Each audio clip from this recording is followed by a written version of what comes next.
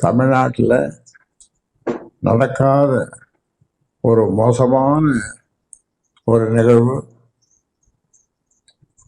யாரும் எந்த தலைவரும் இதுவரை எதிர்கொள்ளாத ஒரு மோசமான செயலை செய்திருக்கிறார்கள்.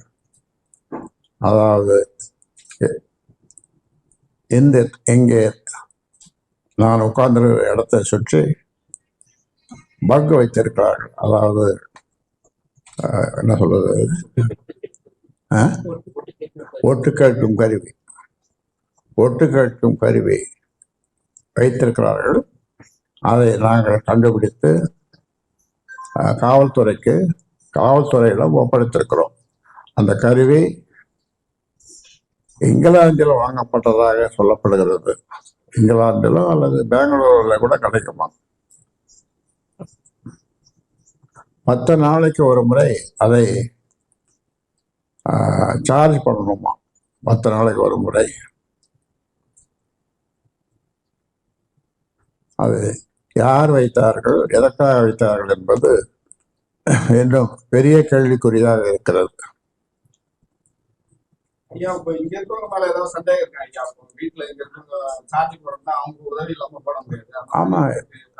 ஆமா, இங்க இருக்கிற மேல சந்தேகம், அது அங்க இருக்கிற மேலே சந்தேகம். அதான் காவல்துறை கண்டுபிடிக்கணும்.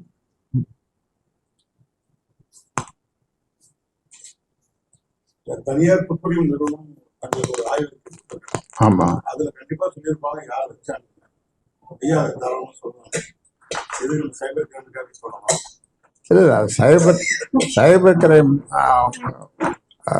அதிகாரியும் வந்தாங்க. அன்னைக்கு வந்தாங்க. அவங்க இருந்தாங்க போலீஸோட. அவங்களும் இருந்தாங்க.